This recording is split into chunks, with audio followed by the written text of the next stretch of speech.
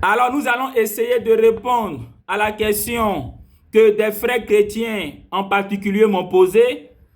Alors, alhamdoulilah, je vais choisir la première question. Il se prénomme Rodrigue. Rodrigue demande pourquoi les musulmans ne mangent pas un animal déjà mort? Pourquoi les musulmans ne consomment pas un animal déjà mort?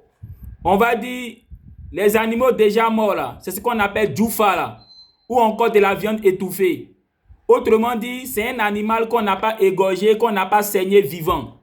Alors il demande pourquoi en l'islam nous ne consommons pas de tels aliments.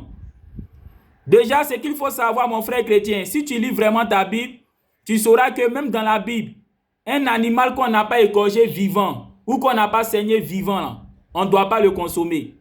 Quand tu prends Actes des Apôtres chapitre 15, le verset 28 à 29, la Bible interdit de consommer de la viande étouffée. La viande étouffée, c'est la viande d'un animal qu'on n'a pas égorgé vivant, qu'on n'a pas saigné vivant. Et c'est exactement ce que Allah dit dans le Coran, dans la sourate 5, le verset 3, en disant « Ne consommez pas la viande d'un animal déjà mort ». Et donc, un animal qu'on n'a pas égorgé vivant, qu'on n'a pas saigné vivant, sa viande là, on ne doit pas la consommer. Sourate chapitre 5, le verset 3, et dans la Bible, ça est en Actes chapitre 15, le verset 28 à 29. La Bible dit en Actes chapitre 15, le verset 28 à 29, qu'on ne doit pas consommer, on va dire, de la viande étouffée. La viande étouffée, c'est la viande d'un animal qu'on n'a pas égorgé vivant, qu'on n'a pas saigné vivant avant de consommer. Alors, je vais passer à une autre question. Il demande, ça, il s'appelle Evra. Evra. Alors, Evra demande, pourquoi dites-vous que Mahomet est un envoyé de Dieu alors qu'il a marié sa belle-fille Zainab après le décès de son mari? Donc ici, il y a Evra qui est un chrétien qui demande pourquoi le prophète Mohammed a épousé sa belle-fille Zainab après le décès de son mari. Bon, le frère Evra, le frère chrétien Evra, on ne dit pas Mahomet, hein, on dit Mohammed. Voilà, c'est comme Mohamed Kadhafi. On ne peut pas dire Mahomet Kadhafi. Donc il faut rectifier, ce n'est pas Mahomet, c'est Mohammed. Alors, le chrétien Evra demande, le frère chrétien Evra demande, pourquoi disons-nous que Mohammed est un envoyé de Dieu alors qu'il a marié sa belle-fille Zainab après le décès de son mari? Mon frère Evra, si tu lis bien ta Bible, tu vas comprendre qu'un tel mariage-là, ce n'est pas interdit. Marier la femme d'un proche décédé, là, selon la Bible, ce n'est pas interdit. Deutéronome chapitre 25, le verset 5 à 6. La Bible autorise d'épouser la femme d'un proche décédé.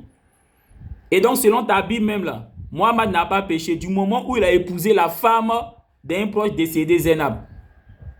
Donc, c'est Deutéronome chapitre 25, le verset 5 à 6, qui montre que Mohammed est en droit de le faire. Donc, ce n'est pas un péché, parce que selon ta Bible, ça peut se faire. On va après une autre question. Une autre question, c'est un frère chrétien, il demande pourquoi dites-vous que l'islam est la vraie religion alors que la plupart des féticheurs et les personnes qui consultent les charlatans sont les djoulas?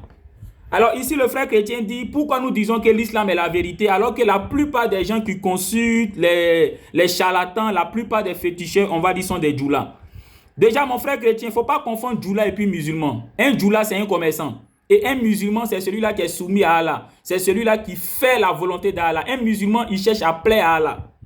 Quand tu prends la sourate 4, le verset 48, Allah nous interdit de le prier et puis en même temps de prier d'autres divinités. Sourate chapitre 4, le verset 48, Allah dit 7.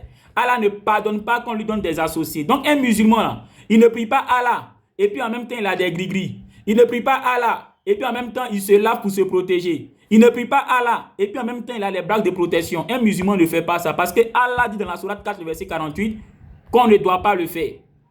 La plupart des djoulas, ce sont des animistes. Voilà pourquoi ils prient cet Allah. Mais en même temps ils ont des gris-gris. Et en même temps ils ont des bagues de protection. Et en même temps ils font des amours pour que leur commerce marche. Moi-même je me souviens à mes débuts de ma conversion, lorsque je partais à la Figayo pour l'évangélisation de la DDR, il y a beaucoup de frères musulmans, en l'occurrence des djoulas, qui m'approchaient et qui me faisaient des propositions. Ils me disaient, Ibrahim, faut faire, on va te laver pour que tu te protèges. Il faut faire, on va faire bague de protection pour toi. Et il y a même, on va dire, certains imams Voilà, des djoulas qui m'ont fait ces propositions. Mais juste pour te dire qu'il ne faut pas confondre un musulman et puis un djoula.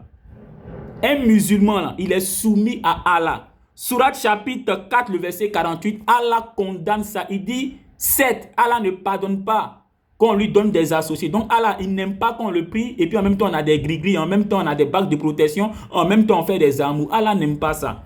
Et quand tu prends la sourate 5, le verset 90, Allah dit là-bas, oh les croyants, le vin, le jeu d'argent, écoute bien, les pierres dressées, les flèches de divination ne sont qu'une abomination, œuvre du diable. Quand on parle de flèches de divination, là, c'est tout ce qui est occultiste. Et donc dans la sourate 5, le verset 90, Allah interdit le musulman d'être féticheur ou encore d'aller consulter sur les charlatans. Donc c'est pas islamique. C'est pas islamique.